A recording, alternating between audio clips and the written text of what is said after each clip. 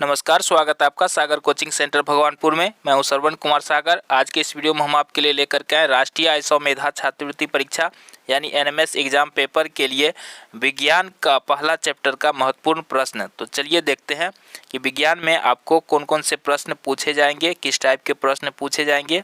तो यहाँ पर आप देख सकते हैं, ये पहला इकाई है, इकाई 1 गति। तो गति चैप्टर से कौन कौन से प्रश्न आपको एग्जाम में आ सकते हैं, चलिए देखते हैं।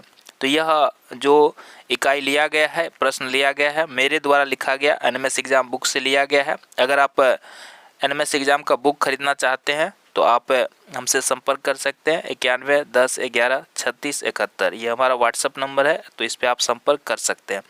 तो यहाँ पर देखिए, तो बुक में हमने इस तरह से दिया है ताकि जो विद्यार्थी समझ सके और आसानी से उत्तर दे सके। तो यहाँ पर देखिए, जैसे विराम अवस्था है, तो विराम अवस्था क्या होती है? यदि समय के साथ वस्तु की स्थिति में परिवर्तन नहीं होता तो उसको विराम अवस्था में कहा जाता है। तो इस तरह से परिभाषा के द्वारा आपको बताया गया है। और इसके बाद जो है वैकल्पिक प्रश्न यानी कि ऑब्जेक्टिव प्रश्न दिया गया है। तो जैसे गतिशील अवस्था क्या होता है? यदि समय के साथ वस्तु की स्थिति में परिवर्तन होता है तो उसको गतिशील अवस्था में कहा जाता है। तो इस तरह से देखिए, यहाँ पे गति के प्रकार के बारे में दिया गया है। तो गति कौन कौन से प्रकार के होते हैं? जैसे एक होता है सरल रेखीय गति। तो ये क्या होता है? जब वस्तु सरल रेखा में यानी सीधी रेखा में गति करती है तो उसको सरल रेखीय गति कहते हैं। तो जैसे कि वाहन की गति, यानी कि कोई गाड़ी सड़क पे, सीधी सड़क पे कैसे चलता है? सीधा रेखा में चलता है, तो वो हो गया सरल रेखीय गति, है ना। इसी तरह से खिलाड़ी का गति, जैसे खिलाड़ी कोई दौड़ रहा है तो सरल रेखा में, सीधी रेखा में दौड़ रहा है, सीधा दौड़ रहा है, तो सरल रेखीय गति है। वृत्तीय गति, घूर्णन गति, ठीक है। इसी तरह से आवर्त गति, दोलन गति, कंपन, दोलन या कंपन गति। तो इस तरह से जो भी है सभी का परिभाषा यहाँ पर दिया गया है। आगे हम ऑब्जेक्टिव प्रश्न पे ज़्यादा चर्चा करेंगे। तो यहाँ पर आपको शॉर्ट में बता देते हैं कि बुक में आखिर क्या है, खासियत क्या है। जैसे सदिश राशि हो गया, अदिश राशि हो गया, इनसे प्रश्न आते हैं। जैसा कि आप सभी जानते हैं, बिहार में क्या होता है कि साइंस और गणित के जो प्रश्न होते हैं थोड़ा हार्ड लेवल का होता है, ठीक है। तो और राज्य में इस तरह से नहीं होता है, वहाँ पर थोड़ा आसान क्वेश्चन होता है गणित और विज्ञान का। लेकिन अगर आपने बिहार का प्रीवियस ईयर क्वेश्चन पेपर देखा होगा एनएमएस का, तो आप उससे अंदाज़ा लगा सकते हैं कि बिहार में थोड़ा हार्ड क्वेश्चन पूछता है। तो उसी आधार से विज्ञान और गणित को जो है इस बुक में तैयार किया गया है। तो यहाँ पे देखिए, सदिश राशि, अदिश राशि, तो सभी को यहाँ परिभाषित किया गया है। उसी तरह से यहाँ पे दूरी और विस्थापन को परिभाषित किया गया है। इसके बाद देखिए, यहाँ पर एग्जाम्पल द्वारा भी यहाँ पे बताया गया है। जैसे चाल क्या होता है? वस्तु द्वारा इकाई समय में चली गई दूरी को चाल कहते हैं। चाल का सूत्र क्या हो जाता है? तो चाल का सूत्र होता है, यहाँ पे देख लीजिए, वस्तु द्वारा तय की गई दूरी बट्टे होता है लगा समय। तो यानी कि ठीक है, v बराबर क्या हो जाएगा? S/T। चाल का यहाँ मात्रक भी दिया गया। चाल का मात्रक क्या होता है? मीटर प्रति सेकेंड होता है। फिर वेग को देख लीजिए, वस्तु द्वारा इकाई समय में तय की गई दूरी को, विस्थापन को क्या बोलते हैं? वेग बोलते हैं, है ना। तो यहाँ पर देखिए, वेग बराबर क्या होता है? विस्थापन बटे समय। तो यहाँ से आपको सूत्र भी याद रखना होगा, मात्रक भी याद रखना होगा। अगर इससे संबंधित कोई सवाल पूछता है तब आप बना पाएंगे जब आपको सूत्र याद होगा। आगे हम बताने वाले हैं। तो इसी तरह से जो है यहाँ पे देख लेते हैं, कुछ और इम्पोर्टेंट टॉपिक देख लेते हैं। जैसे यहाँ औसत चाल है, ठीक है। तो औसत चाल बराबर क्या होता है? कुल दूरी, कुल तय की गई दूरी बट्टा कुल समय। जैसे चाल मापी क्या होता है? तो ये वाहन की चाल को मापता है, ठीक है। तो इसको स्पीडोमीटर भी बोलते हैं। एक होता है पथ मापी, जिसको हम लोग ओडोमीटर बोलते हैं। तो इसका काम क्या है? वाहन द्वारा तय की गई दूरी को मापना। तो यहाँ पे प्रश्न आपको इस तरह से पूछ सकता है कि ओडोमीटर क्या है या स्पीडोमीटर क्या है। तो आप यहाँ समझ सकते हैं कि वाहन की चाल को मापने का काम है स्पीडोमीटर का, और वाहन द्वारा तय की गई दूरी मापने का काम है ओडोमीटर का। फिर यहाँ संवेग को परिभाषित किया गया है। यहाँ पे एक एग्जाम्पल दिया गया है। चलिए अब चलते हैं सीधा हम लोग प्रश्न पर। त्वरण का सूत्र क्या होता है? वेग परिवर्तन बटा समय, ठीक है। और त्वरण का मात्रक होता है मीटर प्रति सेकेंड स्क्वायर।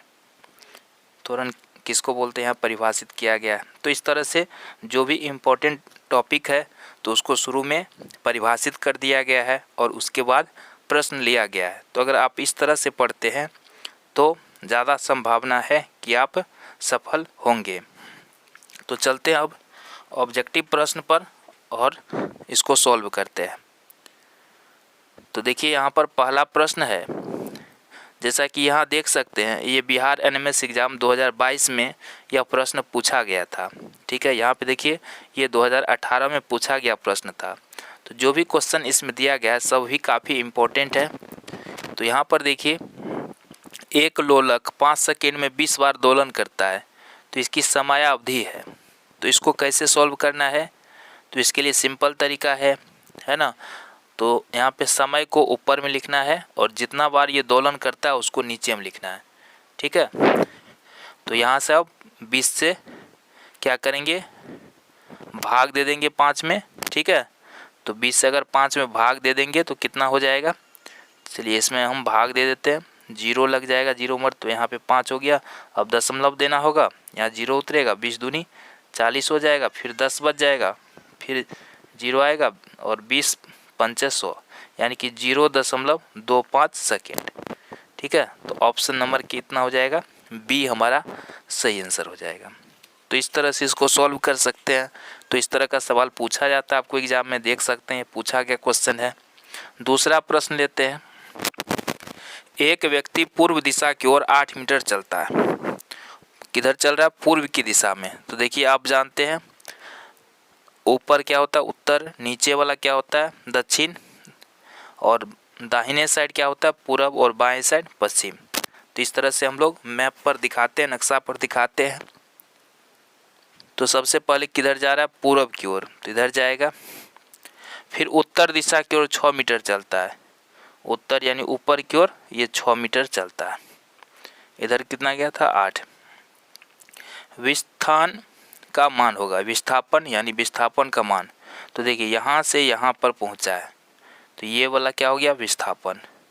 तो यहाँ पर इस तरह से अगर हम लोग चित्र बनाते हैं तो आप समझ सकते हैं कि यह एक समकोण त्रिभुज बन गया। और इस समकोण त्रिभुज में यहाँ आधार दिया हुआ है, लंब दिया हुआ है, हमें क्या निकालना है, कर्ण निकालना है। तो कर्ण का सूत्र क्या होता है, लंब स्क्वायर प्लस आधार स्क्वायर। तो कितना हो जाएगा 8 का स्क्वायर प्लस 6 का स्क्वायर, ठीक है, अंडर रूट लंब स्क्वायर प्लस आधार स्क्वायर। तो 8 का वर्ग कितना हो जाएगा 64 और इधर 6 का वर्ग 36। चलिए 64 और 36 कितना हो गया 100 और 100 का वर्गमूल क्या आ जाएगा 10। तो यहाँ पर ये हो जाएगा 10 मीटर। तो ऑप्शन नंबर 1 सही हो जाएगा। तो इस तरह से इसको बनाना है, ठीक है। तो इस तरह से कुछ सवाल दिए जाते हैं, जैसा कि आप देख रहे हैं 2018 में ये पूछा गया था। चलिए अगला क्वेश्चन देखते हैं। देखिए ये 2017 में पूछा गया था।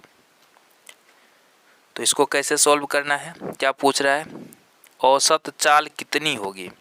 तो औसत चाल बराबर क्या हो जाएगा, औसत चाल बराबर होता है कुल दूरी बट्टा कुल समय, कुल दूरी बट्टा क्या हो जाएगा कुल समय।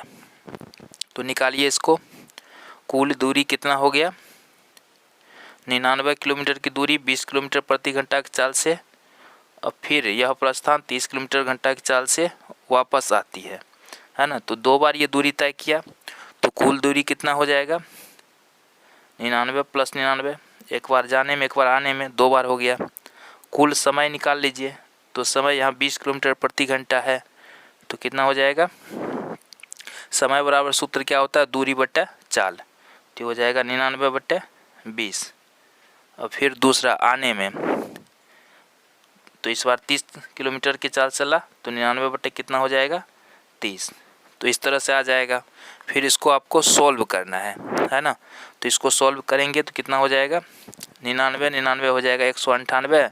अब बट्टे में कितना हो जाएगा आपको, यहाँ 20 से 99 में भाग दे दीजिए, तो हो जाएगा 4.9, फिर प्लस, फिर यहाँ पे 30 से भाग दे दीजिए 99 में, तो ये आ जाएगा आपको 3.3, ठीक है। तो इस तरह से ये हो जाएगा, इसका आंसर कितना आ जाएगा 24। सॉल्व करने पर 24 निकलेगा, 24 किलोमीटर प्रति घंटा। तो ऐसे आपको सॉल्व करना पड़ेगा। यहाँ पे देखिए चौथा प्रश्न में है, ये देखिए 2016 में पूछा गया था। नीचे दिए गए वेग समय रेखा चित्र में किसी कण की सरल रेखीय गति दिखाई गई है, निम्नलिखित प्रश्नों के उत्तर दीजिए, है ना। तो यहाँ पर कई सारे ऑप्शन है ना। तो यहाँ पर देखिए क्या हो जाएगा इसका क्वेश्चन नंबर 4। तो यहाँ पे देखिए पूछ रहा है निम्नलिखित का उत्तर दें। क्या गति एक समान है, क्या गति एक समान त्वरण के साथ है, क्या गति के दौरान अपनी दिशा बदलती है, और इसका डी के देखिए यहाँ पे ऑप्शन इस तरह से दिया गया है, तो इसका ऑप्शन डी आंसर हो जाएगा। ठीक है, ऑप्शन डी इसका सही हो जाएगा। तो सब में पहले लिख लेंगे हाँ या नहीं, फिर उसके बाद उत्तर देना है। तो यहाँ पे देखिए क्या गति एक समान है, तो ये हो जाएगा हाँ। क्या गति एक समान त्वरण के साथ है, नहीं। क्या गति के दौरान कण अपनी दिशा बदलती है, नहीं। तो यहाँ पे ऑप्शन डी हमारा सही आंसर हो जाएगा। क्वेश्चन नंबर 5 देखते हैं। एक वस्तु प्रारंभिक वेग u के साथ ऊपर फेंका गया है। यदि गुरुत्व के कारण त्वरण का मान g है तो यह हवा में कितनी देर रहेगा। ठीक है, तो इसका आंसर हो जाएगा ऑप्शन सी। ये भी देखिए क्वेश्चन पूछा गया है 2016 में। न्यूटन का द्वितीय नियम निम्नलिखित में से किसकी माप बताता है। तो द्वितीय नियम जो है उसमें किसकी माप बताता है, बल का माप बताता है ना। इसी तरह से अगला प्रश्न है, अगर एक राशि का मान -6.0 मीटर प्रति सेकेंड है तो वह राशि होगी, क्या हो जाएगा। इस राशि को हम लोग बोलेंगे कण का वेग। अगला प्रश्न है, एक कण एक समान चाल से गतिमान है जिसकी दूरी समय ग्राफ होगी। ठीक है, तो ये हो जाएगा एक सरल रेखा, क्योंकि समान चाल से चल रहा है। अगर कोई वस्तु एक समान चाल से गमन करती है तो दूरी समय ग्राफ होगा। यहाँ पे क्या हो जाएगा, सीधी रेखा में यानी सरल रेखा में। किसी वस्तु का संवेग समानुपाती होगा उसकी, ठीक है, चाल के। जब किसी पत्थर के टुकड़ा को वृत्तीय पथ में घुमाया जाता है तो उस पर कार्य होगा 0।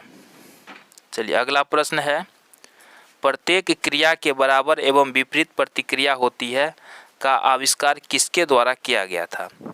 तो यह जो आविष्कार है ये न्यूटन के द्वारा किया गया था। ये न्यूटन के गति के नियम से संबंधित है। अगला है, एक कार 100 किलोमीटर की दूरी 25 मिनट में तय करती है तो कार की गति होगी। तो गति का मतलब है यहाँ चाल बराबर क्या हो जाएगा, दूरी बटे समय। ठीक है, तो दूरी हो गया 100 और समय कितना है 25, तो 25 चौके 100 तो कितना हो जाएगा 4 किलोमीटर प्रति मिनट। तो ऑप्शन ए इसका सही है हो जाएगा। चलिए अगला प्रश्न देखते हैं। एक कार 200 मीटर की दूरी 5 सेकंड में तय करती है। कार की चाल बराबर क्या हो जाता है, दूरी बटे समय। ठीक है, तो ये कट के कितना हो जाएगा 20, 5 चौके 40 है ना, 40 हो जाएगा। तो ऑप्शन सी सही हो जाएगा। एक बस 40 किलोमीटर प्रति घंटा की चाल से 3 घंटे में कितनी दूरी यहाँ पूछ रहा है। तो दूरी बराबर क्या होता है, चाल गुना समय। तो 40 दिया 120 किलोमीटर। दीवार घड़ी में पेंडुलम की गति क्या है। क्या होता है पेंडुलम की गति, रेखीय गति, वृत्तीय गति, और देख लेते हैं यहाँ पे क्या होता है, घूर्णन गति, आवर्त गति। तो यहाँ पर क्या हो जाएगा, इसका आवर्त गति होता है। चलिए अगला प्रश्न है, निम्नलिखित में कौन सा मिलान सही है। ठीक है, पंखे के ब्लेड की गति ये वृत्तीय गति है। चलिए क्या हो जाएगा, सही है। ठीक है, ऑप्शन ए ही सही यहाँ पे। नियत चाल से गति करने वाली वस्तु की दूरी समय ग्राफ क्या होता है, सरल रेखा होता है। तो इस तरह से ऑप्शन ए इसका सही है। तो आज के वीडियो में ये पहला चैप्टर में इतना प्रश्न था। अगले वीडियो में दूसरा चैप्टर का प्रश्न लेकर के आएंगे।